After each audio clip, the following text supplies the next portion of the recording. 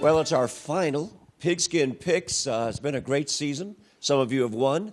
Some of us have lost at times, and it's been a lot of fun every week with college football.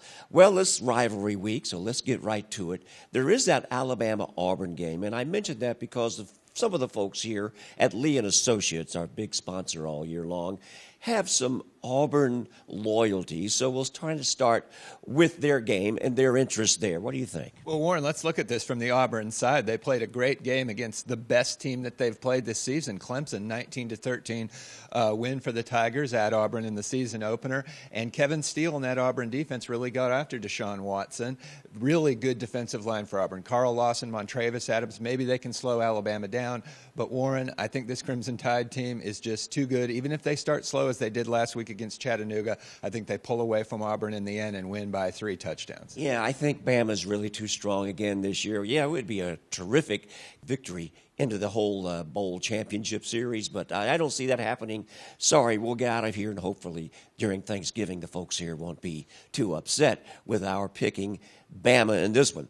How about Ohio State and Michigan? People have been waiting and talking about this one all year. What a great game this is. You look at the Big Ten and you think about where it was just a few years ago when there was no Jim Harbaugh, no Urban Meyer in the conference. And this is a playoff elimination game. Let's face it, there's no doubt about it. I like Ohio State in this game for the reason that I don't think Jim Harbaugh has much confidence in his backup quarterback. Maybe Jabril Peppers will play quarterback for Michigan. You never know. But Ohio State has been pretty sharp until this Michigan State game last week, which of course was 17-16. But I like the Buckeyes to win this game, and that might put Penn State into the Big Ten championship game. But Ohio State, if they win, will somehow get in the playoff. All right, I'm going to go ahead because I do trail you by 1 now. After leading by 5 some 3 weeks ago, I've created my own chaos here. I'll go with Michigan here in this one and see what happens there just to really set the stage for the Final Four. And finally, there is one other game that takes place in the state of South Carolina, worthy of mention here. South Carolina and Clemson. Tigers favored by 24. Warren, that's the largest point spread in the series in a long, long time. Bigger than 20.5 of last year, bigger than 14.5 of 99, Lou Holtz's first year. By the way, the Gamecocks covered the spread in both of those games. I'm saying South Carolina has a chance to cover the spread. I think they can play a good game. They don't beat themselves. They have a plus 10 turnover margin, and they've been really good in the red zone with those turnovers, and that was Clemson's problem in the loss to Pittsburgh and in the NC State game, which they also should have lost. So if the Gamecocks can create some confusion down there around the goal line, they can keep this close.